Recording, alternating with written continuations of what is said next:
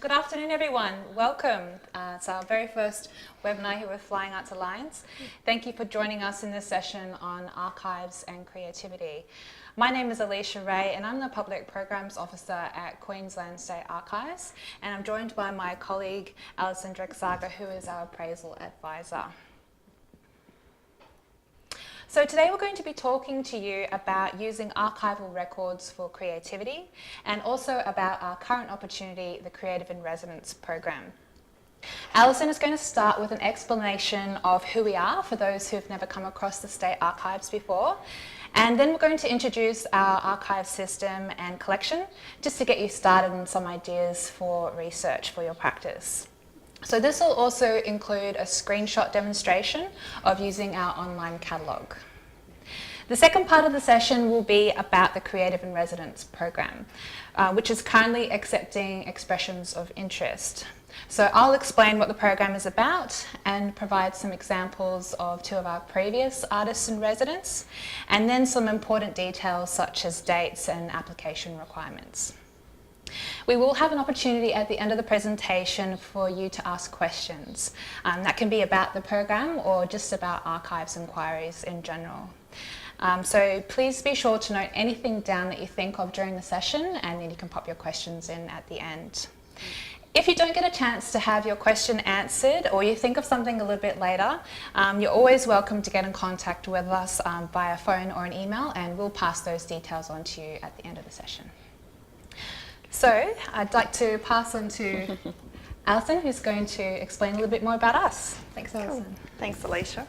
Hi, everyone. I'm going to start today with a little bit of information about who Queensland State Archives is. If you're unfamiliar with who we are, we're a government archive that holds permanent value state government and local government records.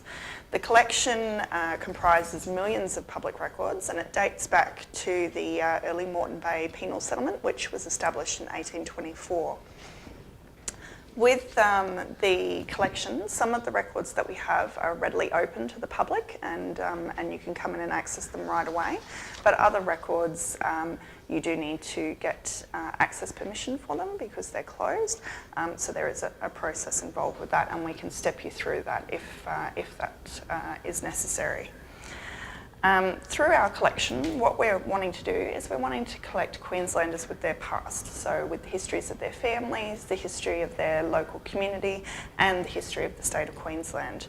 We do this by ensuring that significant records of government are available and accessible, and we use various tools to do this, like our catalogue and social media platforms and other online platforms.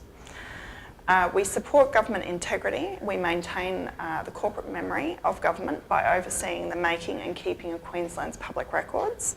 And we do this by providing standards, policies and guidelines under the Public Records Act 2002, and through also providing authorisations and advice to government agencies about the records they create and use.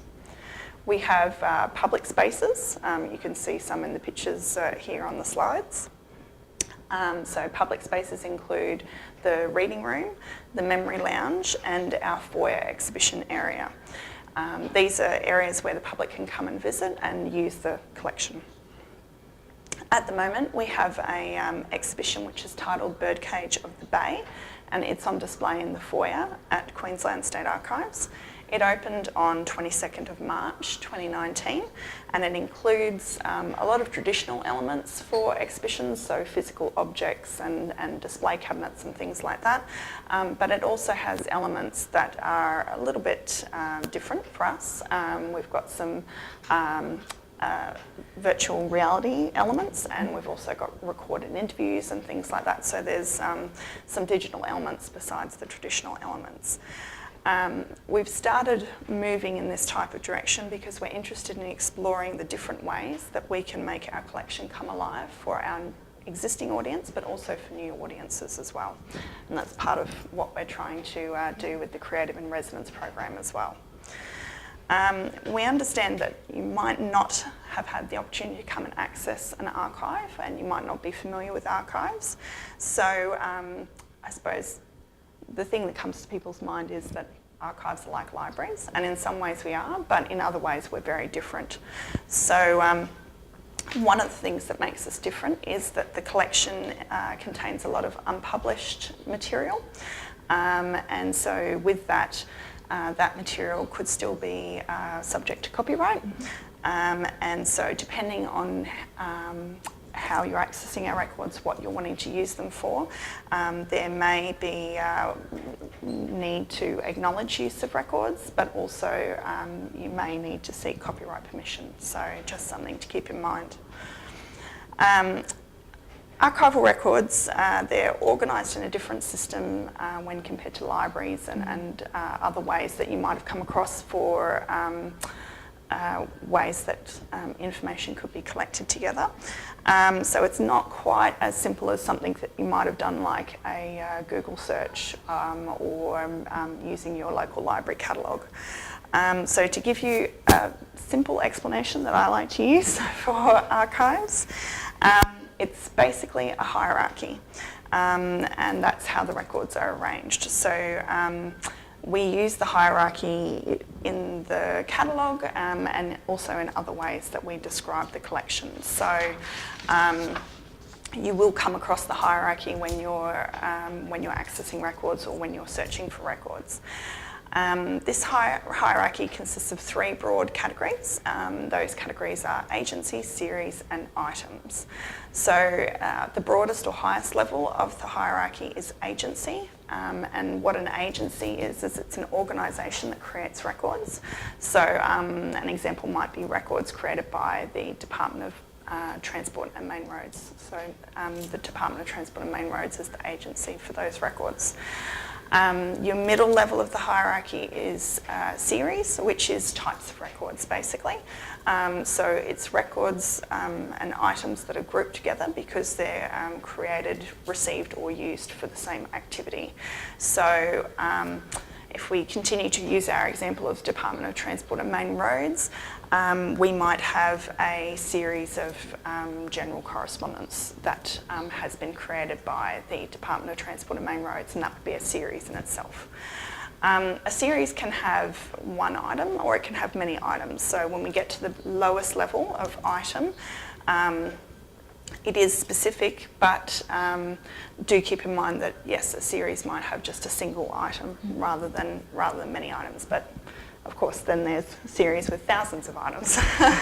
So an item is basically, I suppose, the most complex to explain of the levels of the hierarchy, because an item could be a single record or it could be a collection of records. So it could be a single piece of paper, but it could also be a register with hundreds of entries, or it could be an architectural drawing, or it could be a photo album with many photos, or it could be a single photo. So it gets a little complex at that level. Usually it's a physical format of some description, but as we move into the digital age, you do get digital items as well. If you're wondering why we sometimes interchange the term record and item, a record is, I suppose, basically just a way to explain the information that's grouped together that could form an item. So a record in an archival sense has permanent or historic value, and it's usually in some kind of physical form, so paper-based or similar. But it could be, like we've discussed, architectural plans or photos or registers, a whole variety of things. So when you're going and searching in our catalogue, and when you're looking for records or items, it's a good idea to keep this hierarchy in mind, because it will help you with navigating through the catalogue and flipping through the different screens and understanding what it is that you're searching for, but also the results that you're finding. So we've got an example here of some digital versions of records from the collection. Mm-hmm. So there's 4 on the slide there. The letter is it's actually from Downing Street, if you can see the address on it. It's written to Governor Bowen in 1859, and it's to notify him of the appointment of Herbert as the Colonial Secretary for Queensland. We've then got a beautiful 1930s tourism poster for the Great Barrier Reef there as well. The photograph at the top is of an apple orchard at Stanthorpe, also circa 1930s. And the book at the bottom is an extract from the Book of Trials, which is from our collection of convict records, so for the Moreton Bay Penal Settlement. So that's a very interesting record in itself. And the full Book of Trials has been digitised and made available online. I just chose a page as an example. So as you can see with records, you know, it might be the aesthetic of it or the physical representation of it that provides inspiration for you, but it could also be the contents as well. So like with the Book of Trials, it's a bit unassuming on the outside, but there's lots of really interesting information inside. So with the collection, we do have more of those tourism posters that you can search for, and we also have a huge variety of historical photographs as well, and we also do digitise architectural plans and correspondence and registers and a whole variety of things. So there's lots of things that you can look at online in a digital form, as well as coming and visiting us. So I'm going to move now into using the catalogue. So it's just a very quick introduction to the catalogue, yes. Just to give you some ideas of the things that you'll actually see and how you might be able to navigate it. So you might have more questions after this. You can get in contact with us if that's the case, but you might also find that you'd like to explore yourself and then ask questions later if you need to. So this first slide here is to give you an idea of what an agency details page looks like. So if we go back to the hierarchy, if you do a general search in the catalogue and you just sort of type a keyword in the search box, kind of along the lines of what you might do with Google, and then click search, you'll come up with an item results page. So the item results page breaks down your results in the hierarchy. So you'll see agency results and a number, series results and a number, and item results and a number. So if you want to then explore a particular level of the hierarchy, you would click on view results for that particular level, and it would bring you to a list of agencies or series or items. For the agency level, I've then clicked on a particular agency from the list to show a details page, which gives you more information about that agency, but you can also see that it gives you a list of series that are you know, part of that agency. So, so that's pretty useful to browse. So the next example is a series details page. So if we look back at the slide before and we say, okay, there was a list of series and they had hyperlink titles. If you chose one of those series and clicked on the title, you'd then come up with a series details page, which gives you more information about the series. So it gives you an idea of the time period that it covers, it gives you an idea of how many items are in the series, it gives you a little bit of a description about it as well. So that page it differs, of course, depending on the series. Some will have more information than others. So if you wanted to then go and see the items within a series, you'll see there's a hyperlink which says view items, and when you click on that, then it would take you to the items page, which would show you a list of items. So for the particular series that we used as the example, there's just one item in the series, so that's why only one item comes up in the example slide there.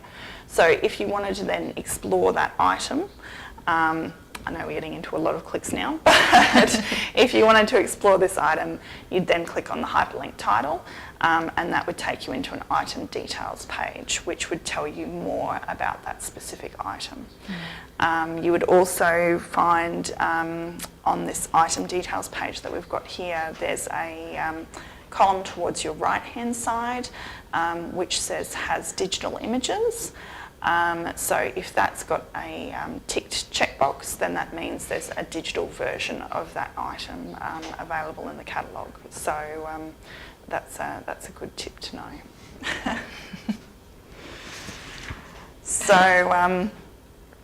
I'm going to give you a bit of an example now of how to do an advanced search, focusing particularly on digital content. I decided to do this as the example because there could be people in regional or remote areas who are not able to easily come to Brisbane to do searches in the search room or to access records in that way. So if you're not in a position to come to the archives or have time to request copies of records and things like that, you probably will want to focus more on the digital content that we have, which you can access at home or at another location that's convenient to you. So this example here is advanced search. It's just doing a search to allow you to focus just on digital content.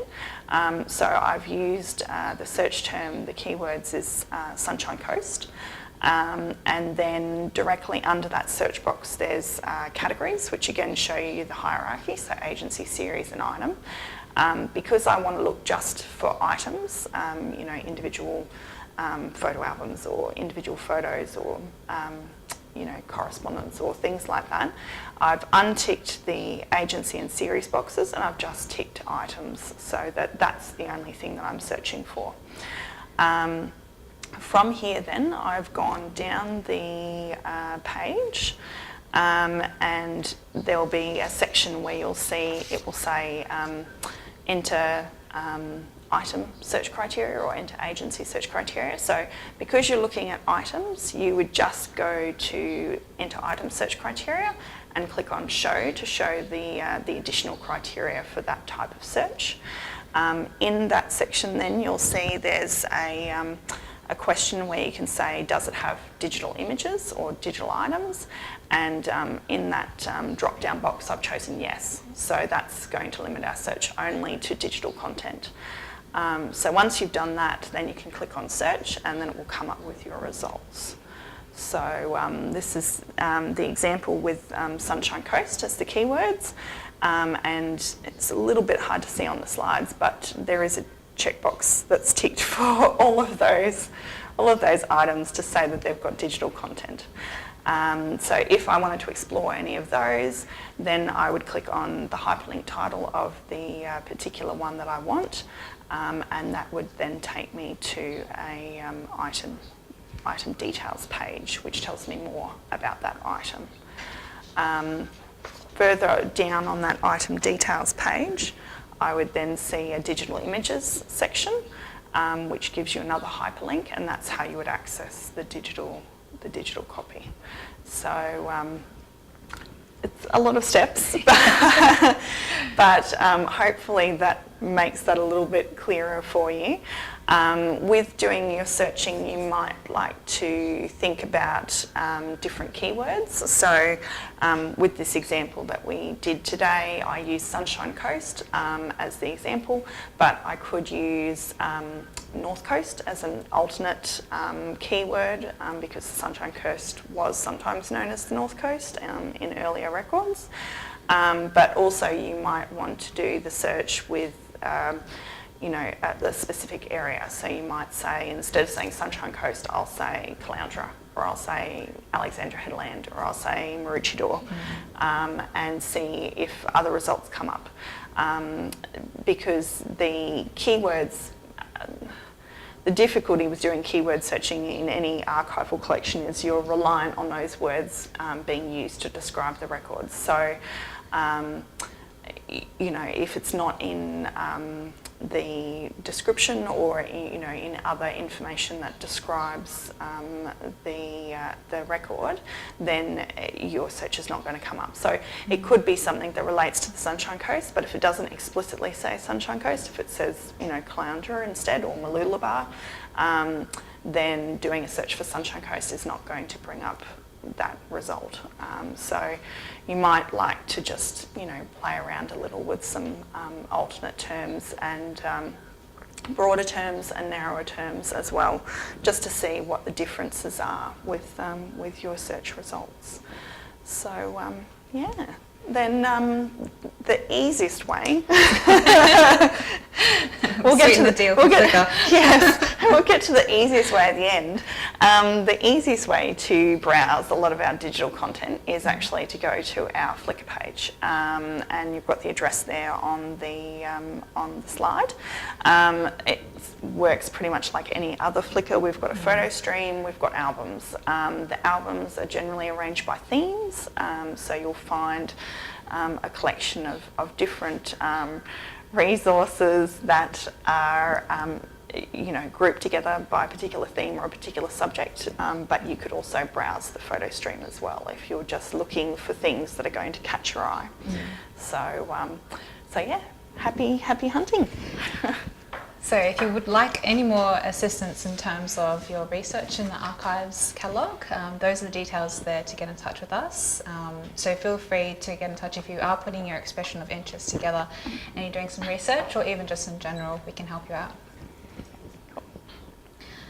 Okay, thanks, Alison. That's all right. Thanks, Alicia.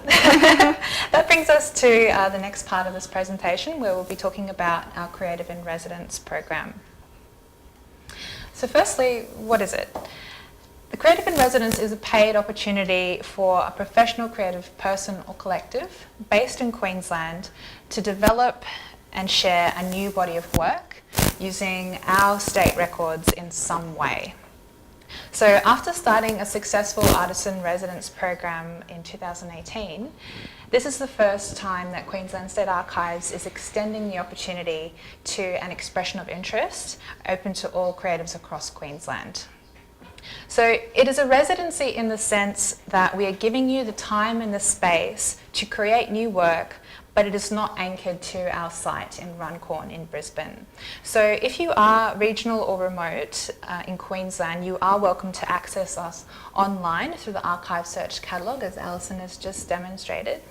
Or the other option is that you may want to consider putting some of that project money aside to come and visit us in Brisbane and see the original records in person. So the records, they may be a starting point for you. They may be a source of inspiration, a literal feature in the work, or perhaps the basis of research and development for your project. So what is a creative in this project definition? We've expanded the scope to include visual artists, musicians, creative writers, performers, photographers, or creative collectives. So we want applicants to respond to our collection in a creative way. So rather than historians or academics or researchers, we're after those that can use our records as a starting point to create something completely unique and different from its original context. So Matt is actually in the audience as well, so he might get a bit of surprise about this. We started the Artisan Residence program last year, inviting our first artisan residents, Matt Morrison, based on the Gold Coast. So we were working on an exhibition at the time focused on the release of the 1987 Cabinet Minutes. And during the research for this show, we came across Matt as an active artist in the late 70s and 80s, creating cartoons and illustrations for the likes of Cane Toad Times, Semper, Radio Times, posters and various other publications as well. So we then asked him to return to this time period and use the 1987 Cabinet Minutes as the point of stimulus to create new drawings. So Matt actually came into the archives and set up a temporary studio in the foyer, visiting us every Thursday between March and May last year. So we displayed a selection of his older works on the one side of the exhibition space, and that provided some context to his connection to our exhibition. And here he is in situ on a Thursday, drawing and reading through some of the research summaries as well.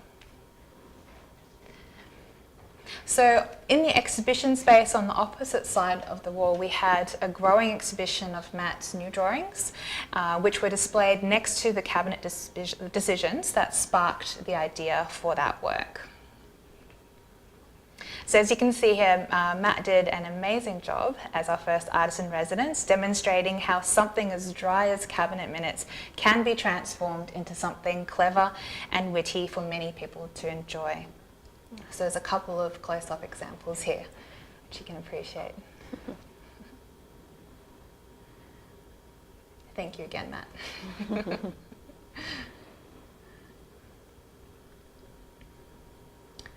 This is one of my favourites as well. Artist Day, 13th of October 1987 it began.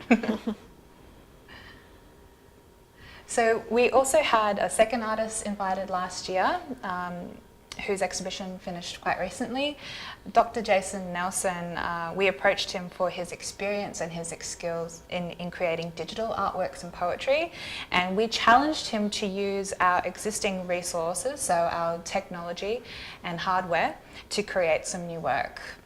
His residency culminated into the exhibition, The Wonders of Lost Trajectories, which just closed in early March this year. So Jason's brief was very different to Matt's. We didn't have a specific project or exhibition in mind for him to respond to, so he had a lot of freedom to actually approach the collection in any way that he liked. The residency also consisted of one research day per week. Then the bulk of the research, development and fabrication of the artworks actually happened back in Jason's own home studio. So this residency research period started in September last year, and that went all the way up to early December, and then soon afterwards we installed his works in an exhibition, and that pretty much ran from mid-December last year until March this year. So Jason approached the collection with a sense of curiosity to explore the materiality of our records and some of the defunct research technology that we had actually forgotten about in our storage rooms. So when we assisted him in exploring the repositories and selecting records, he was really choosing them based on what they looked like, and also using some of the online search options as well.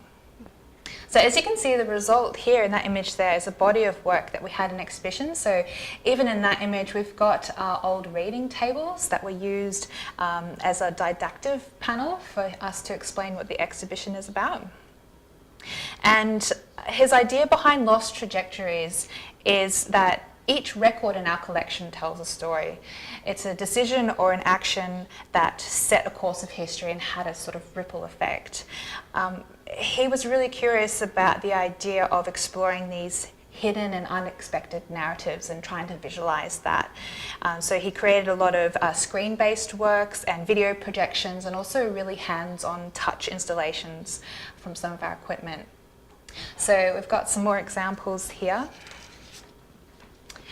So this work features a touchscreen projector, and that allowed the viewer to actually visualize Jason's process of researching the records, where you sort of stumble across one thing which leads into another one, which leads into another one, almost like an inception-based experience of researching records. And he actually visualized that by having this touchscreen with each item getting smaller and smaller as you kept looking into the artwork. This screen was transformed into a touch-based kaleidoscope. So it featured documents and photographs from our records. So when the screen was actually activated by hand, it would create that kaleidoscope effect. It would morph into the next stage of patterns and the next use of different records.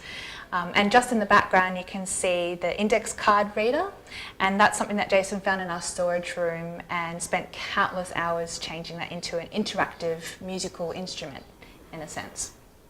So to give a better picture of it here, when a drawer was pulled out, as you would with its original use, looking for an index card, a unique sound would be triggered for each of the drawers, and it would also trigger a visual poetry pop-up on the screen next to it, and that also featured one of the maps from our collection as well.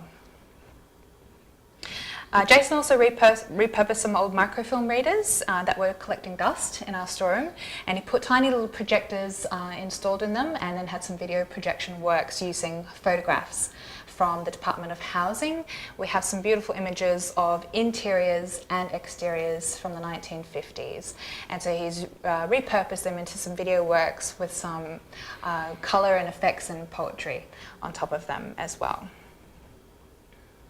This is a close-up view of a touch screen that Jason used to create software where you could literally draw with records. So when you moved your hand over the screen, a series of visual records that he chose from the collection was activated to make marks on the screen.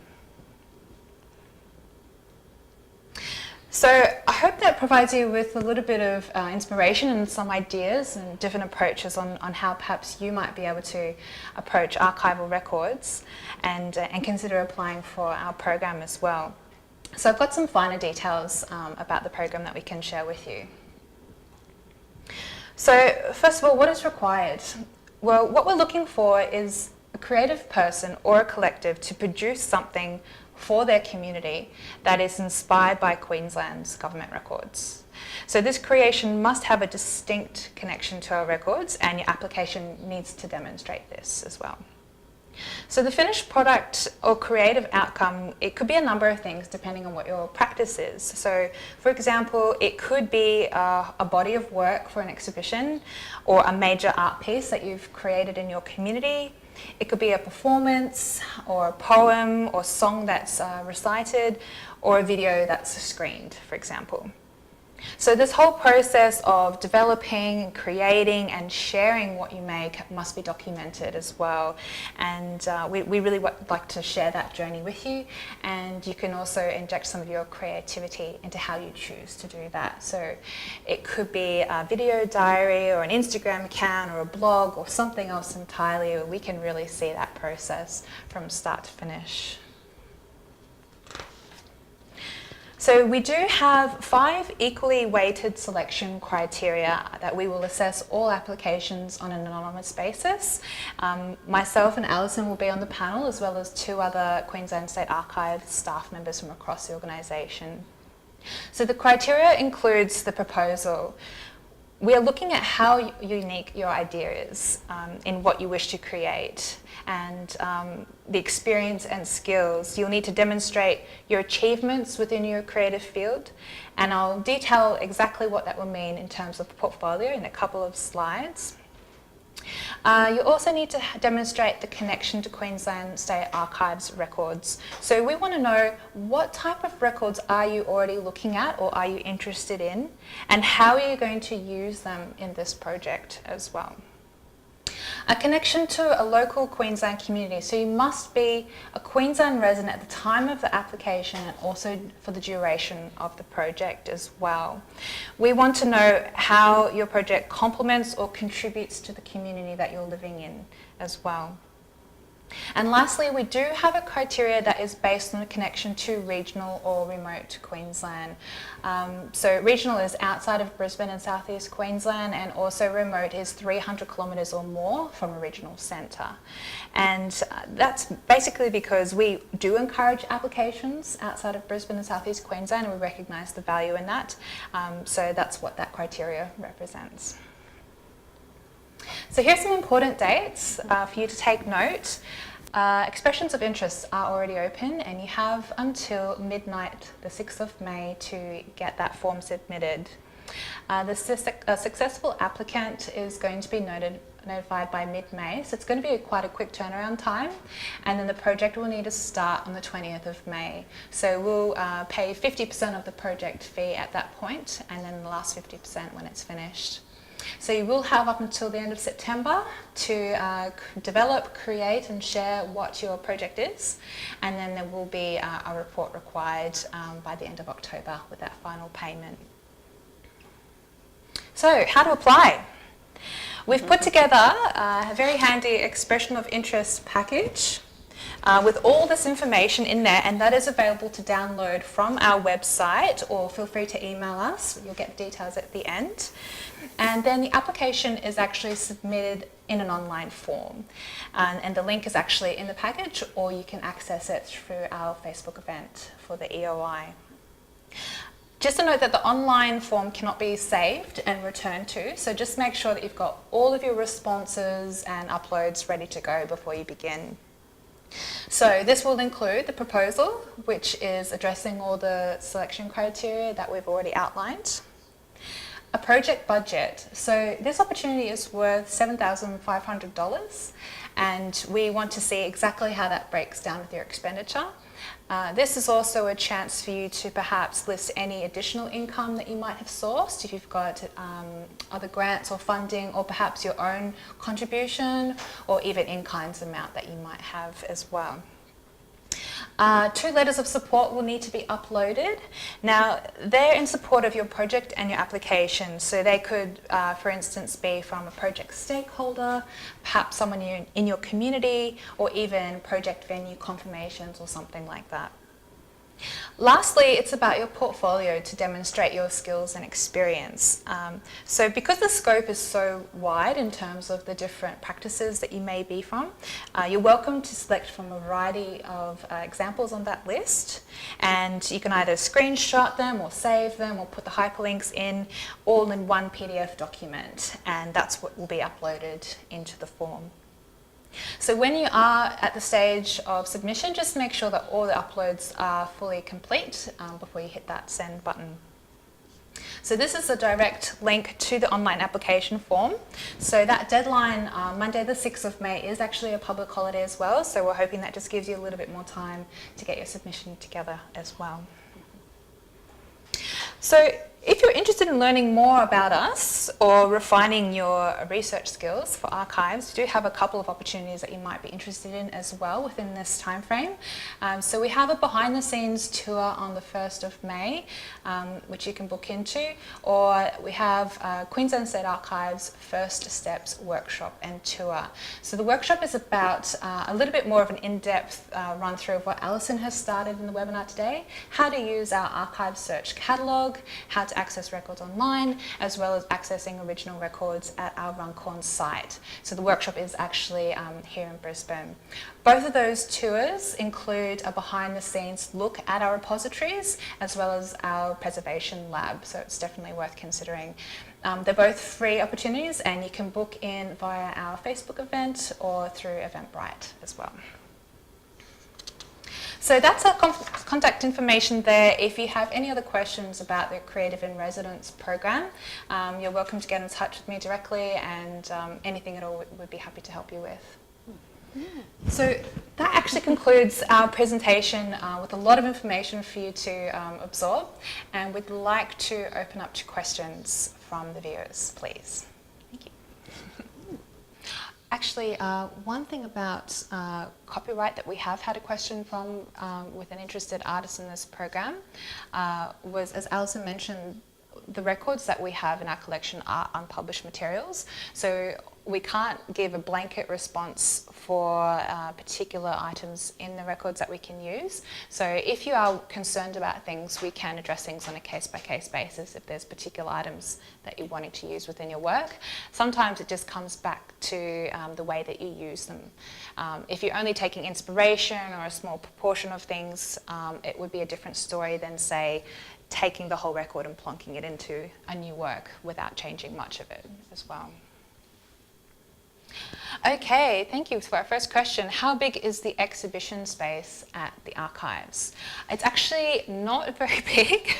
It's a foyer space that we have with a couple of walls running that you would have seen in Matt Morrison's images with his residency. So I suppose I should stress that this opportunity does not mean an exhibition at the Runcorn site as well. The focus of the outcome with this particular program is actually to have it in your community. So whether that is an exhibition or a seminar or presentation or some sort of public outcome that is where you are living, essentially. yes, limitations can enhance creativity, definitely. I think another thing that has come up before is we've had a couple of interested applicants seeing this as an opportunity that's a small part of a bigger project. That's something that we can certainly consider as well. I think as long as you still address the selection criteria and that outcome is still there in terms of connecting to the records and having something in your community and documenting that process, then this could definitely be a part of perhaps a bigger project that you're already working on. Okay, so creating work that you can add to the project in 2020. Okay, so if you've got a project that you're due to deliver next year, I think we can consider having an expression of interest from you if a proportion of that is still going to be delivered by our end of September date. So the timeline for this particular project is that you start 20th of May, and we need some sort of shared outcome with your community by the end of September. And if that is perhaps stage one of a project that you already have in mind, and you might continue working on that and having your own deliverable in 2020, then that's perfectly acceptable as well.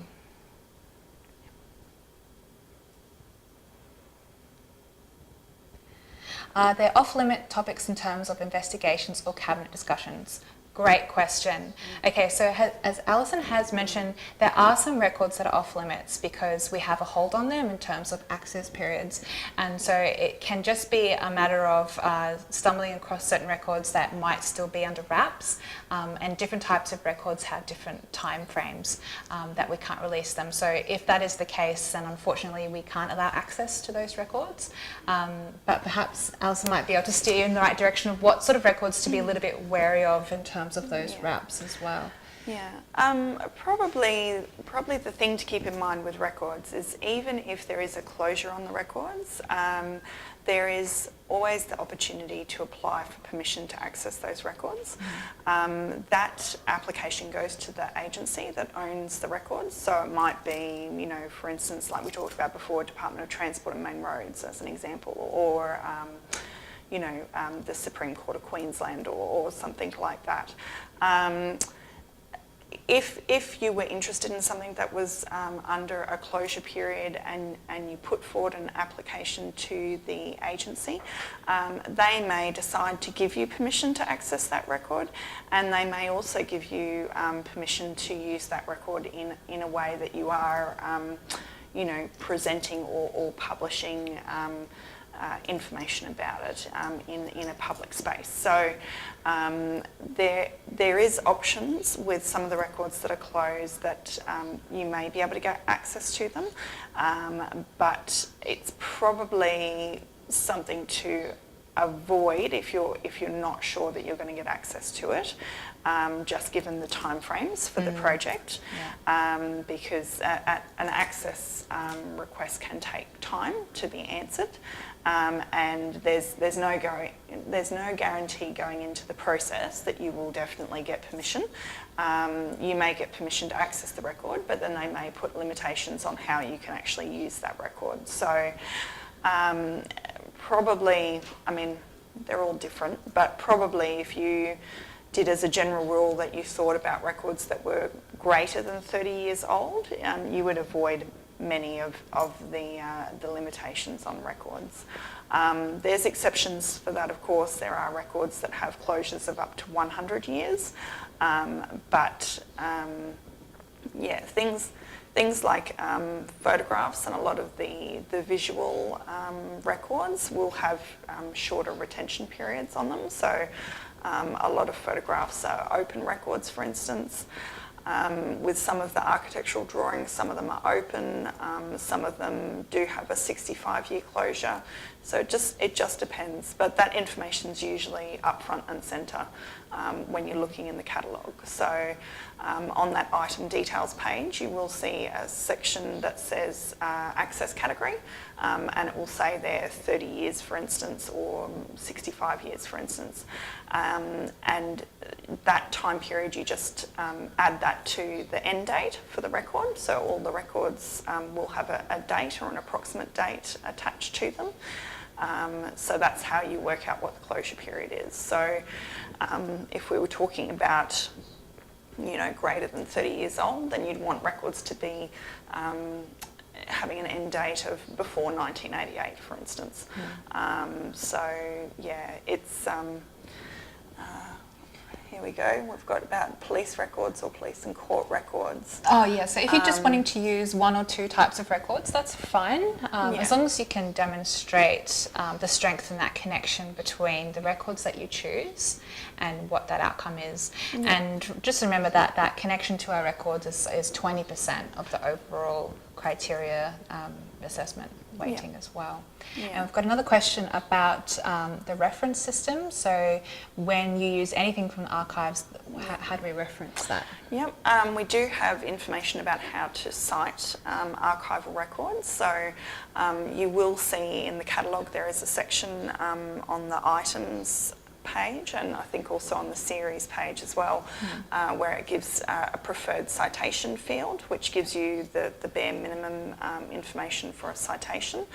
The most important thing to keep in mind is when you are doing your searching is all the records will have a unique reference. So a series ID or an agency ID or an item ID or even a digital image ID, so lots of IDs.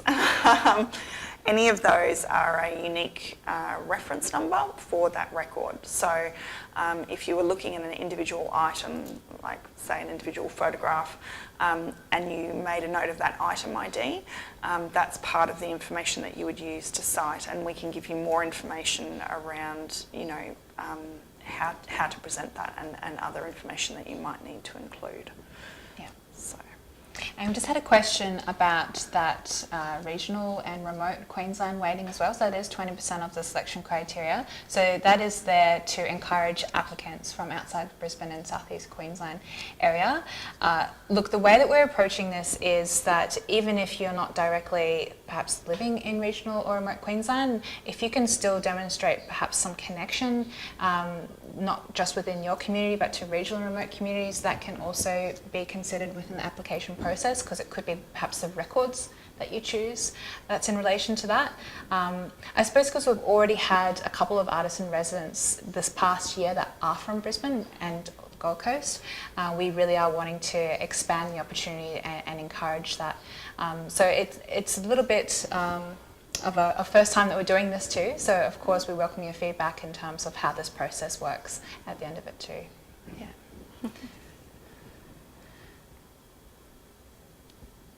Okay, thanks. I suppose one thing, because I was quite new to archives just over a year ago, one thing that really struck me that I think it's really good for people to keep in mind when they're doing their search in the catalogue, when it comes down to agencies like the Department of Transport and Main Roads, as we've used as the example, agency names can change with each change in government as well. So that can be a really interesting process. So departments do change names. So just to be wary of when you are sort of in that inception mode of going into the records and researching and drilling down into things, there can be those changes in agency details for the similar kinds of records that you're looking for as well. And the same thing can happen with series as well. So a series might change its name because the activity that it's created from has changed, but the records themselves are similar, or you know, take over a process for a particular government department. So yeah, it can be a little bit difficult working your way through the hierarchy, but you know, if you do have questions about that, you know, if you hit a stumbling block when you're doing some searches, you can get in contact with us. That's fine. Yeah. So we have another question about how many artist in residence opportunities we'll be offering, and will this be available next year also. So it'll just be the one opportunity this year, and we are hoping to develop it as a permanent part of an opportunity from Queensland State Archives. So this is the first time that we're opening up for expressions of interest, the first time we're opening up across Queensland. So we're really hoping that the success of this will enable us to keep doing it for years to come. Okay, So we have a question here, the how and where we might display our work. I have an upcoming exhibition in 2020, but being remote, we have limited places to exhibit. Is this in relation to the types of places that you'd need to put in your application? Is that right? Just wait for your response. Oh, I see. Okay, so if you are applying for this particular project in mind and you're thinking about venue confirmations as part of your application, from experience, I think sometimes the best thing to do if you're approaching, say, galleries or places you're going to hire as a venue, you can tell them that this is what it's for. We know that the date's coming up in terms of the announcement of the applicant is by mid-May for confirmation. If you can tentatively book something and then confirm it mid-May, that's probably the easiest thing to do. And you will get that first 50% payment on the 20th of May. So just bear in mind that you will get some upfront funds in order to pay for expenses like that at the beginning of the project as well. Does it have to be a single artist? How about art cooperatives? No, it doesn't have to be a single artist. It can be cooperatives, collectives. Hey, there might even be a festival that you're already planning. It's really about the fact that you are producing a creative outcome. You're using our records. You're based in Queensland at the time of application and during the duration of the project as well.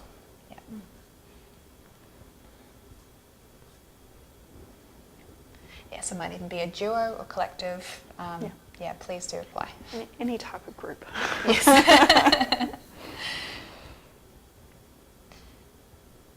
Okay, so just give you one more opportunity. I suppose that when we were sitting down to define what a creative is for this particular program, we get a lot of researchers and authors and academics, as well as a lot of other professionals using the archives for professional practice and case building and those sorts of things. I suppose this program is really about expanding the value of archival records outside of that existing use.